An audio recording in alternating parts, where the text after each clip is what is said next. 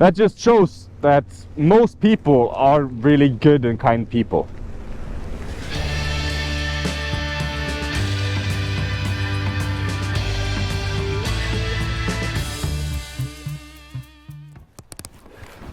What's up, guys? Welcome to Ride the Bean. Today, hey. Sorry for your lose. Well, Take care. thank you for your help. Take care of yourself. Ride slowly. I really appreciate it. Okay. Wish to see you again in better than Yeah. slowly. Next stop, Florence. Florence. Yes. Enjoy it. It's, Very quiet. yeah, it's a nice place. Okay. Thank you. Goodbye. Bye-bye. Take care of yourself. What's up, guys? Welcome to Ride the Bean. Today it is time to leave Rome, and the weather could be better, but it isn't. So yeah, it's gonna be a interesting day on the road, I guess, or maybe not. The plan today is actually to head back to Florence, because I got an email from the La Marzocco Academy that I could come and film there. So I'm excited about that. But my appointment is in 5 hours, so I just have to hit the highway basically and go straight to La Marzocco. So probably today won't be the most interesting day on the road. But it is what it is. I really hope that it stops raining at some point. It seems like every time that I'm on the road lately, it's raining. Ugh. I'm getting a little bit tired of it now. And after all the drama and stuff that happened here with my laptop and my computer and everything, I feel a little bit sick of Rome, to be honest. I had so many ideas when I came here that I wanted to do, but none of them really happened because of this. So if you watched my last episode where I explained what happened, my laptop got stolen, and I've been running around Rome and flying back to Norway and everything to get a new one. Oh, it's slippery as hell. My feet are sliding. And I realized this morning that my drone batteries are also gone. I didn't realize it in the moment because my head and all my focus was on the laptop. But my drone batteries are also gone. So now I'm not able to use my drone to film either. So this part of the trip has not been the most fun. But I'm always trying to see the positive side in everything. Batteries aren't the biggest issue. I can always get some new batteries, but still, that's also money. So yeah, Rome has not been a success. I'm not sure I'll be coming back here anytime soon. I was really looking forward to exploring some of the ancient sites of Rome and learning a bit about the history and everything, but I didn't really get time for what I wanted to do. But yesterday I had a few hours after I arrived from the airport to go and explore, and luckily the weather was good yesterday, so I managed to get to visit a few of the sites and learn a little bit. Let's be a tourist again and do a free walking tour and learn something about Rome.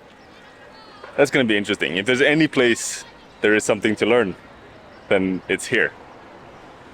Just look at this. It's crazy. I'm very curious. So I've booked a free walking tour, and I'm on my way to the meeting point right over here now. So let's see if we can learn something today. It's going to be interesting. that's the infamous balcony of Mussolini. He used to stand there and gave his infamous speeches, and people would come in the piazza and listen to him talk. Behind me, you guys see the green colored balcony? So that building is called Palazzo Bonaparte because Napoleon Bonaparte's mother used to live there. And apparently she was from Corsica, and Corsicans like to swear a lot. So she would sit in the balcony and swear at people walking by. And apparently the Catholic Church got so fed up of her swearing that they ordered that they put a little balcony around her so people can't hear her yell at them. So that is Napoleon Bonaparte's mother's swear box.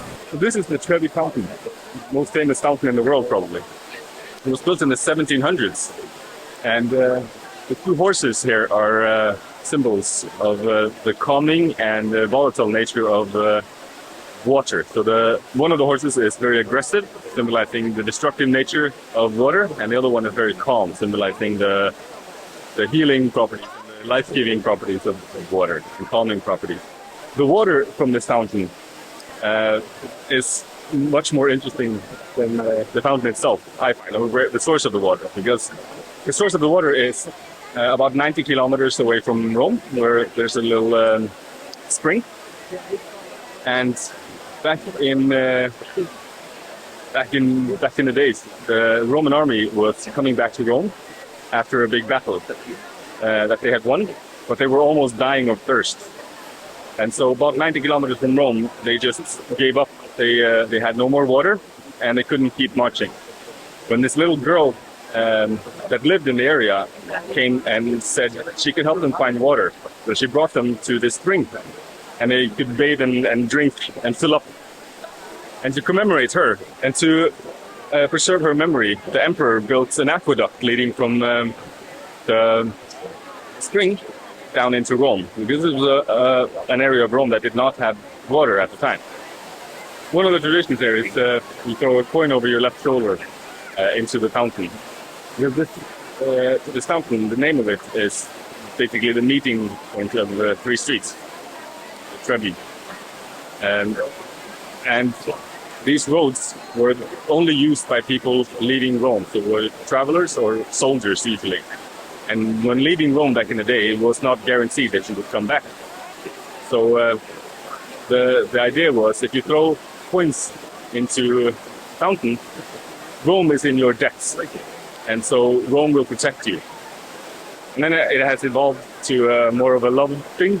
So one coin is like for coming back to Rome safely, and 2 coins is to come back to Rome and find love. 3 coins is to come back to Rome and get married, and 4 coins is to come back to Rome and get divorced. So you guys are covered, whatever it is that you need. This is probably the most touristic spot in Rome. It's just packed. Can't get anywhere. So this is the Pantheon. One of the coolest structures ever built by humans. It was built in the 2nd century AD, and inside is a perfect sphere. And the cool thing is, one of the coolest things about Rome is that everywhere you see, the font you see on everywhere, the Colosseum, on everything, is Times New Roman. I guess Microsoft stole the font from the Romans. The Pantheon was actually built as a place where everyone could come and worship, regardless of whatever deity you believed in. So it represents all the known deities at the time, or at least most of them, most of the big ones. And if your deity wasn't represented here, you were still welcome to come and worship. But of course, Catholic Church, as they tend to do, they didn't like that when they took over in the Middle Ages, 15th century, or I don't remember exactly when. But when the church came in and took over, they ripped down all the symbols of any other religions, and they built the doors. And so today, the only symbols you see are Christian. Christians, huh? They like to conquer. I would like to go in and have a look, but there's line. it stretches it stretches all around the square here. I just can't stand lines like this. So many people. So let's go look at something else instead. Now I'm on the Piazza Navona. This is one of Rome's ancient sporting grounds. So this oval-shaped square is where they used to run horses back in the day, horse racing and all kinds of other types of sports. So they used to invite ancient Greeks, or they weren't ancient at the time, but Greeks to come here and compete, athletes, wrestling and all kinds of things. And during the events, underground here there was another floor, so there were two floors. So here on top they were doing all the sports, and around here there were stands that could seat 20,000 people. Pretty impressive. But underneath, on the second floor or basement, there was like big halls and areas that where the athletes could enjoy themselves, drink and have fun and dance and party basically. But in modern times, medieval times, I don't remember exactly when, but this thing fell into ruin after the Romans left it. So everything flooded, the floors below were flooded, and everything was just left in ruins. But then the church, in the medieval times sometime, decided that, well, we can't leave it like this, we need to do something here, because the area around had become a place for bars where like people were doing nasty things, like drinking and whoring and whatever. Things that were not suitable for children. So the church wanted to reinstate the place as a family area, like it had been during the ancient Roman time. And so they commissioned a church here. That's this church. And this was again like the result of competition. So there was a competition between two of Rome's most famous architects at the time. And they, of course, hated each other, like all of these rivals, architectural rivals do in every city. And the guy who actually won the commission, he managed to get the other guy banned from Rome forever. But as a last thing before he left, he made a model of a fountain that he placed on the Pope's desk. And of course, the Pope loved it and said, well, this has to be built immediately. So he was reinstated in the church's good grace, I guess, or however you want to say that. And so he built this fountain. And the original guy built the church. And that's kind of like a last fuck you to the guy who got him banned. Because today, everyone knows this church or this square because of the statue or the fountain. Nobody knows about the church. So I guess he who laughs best.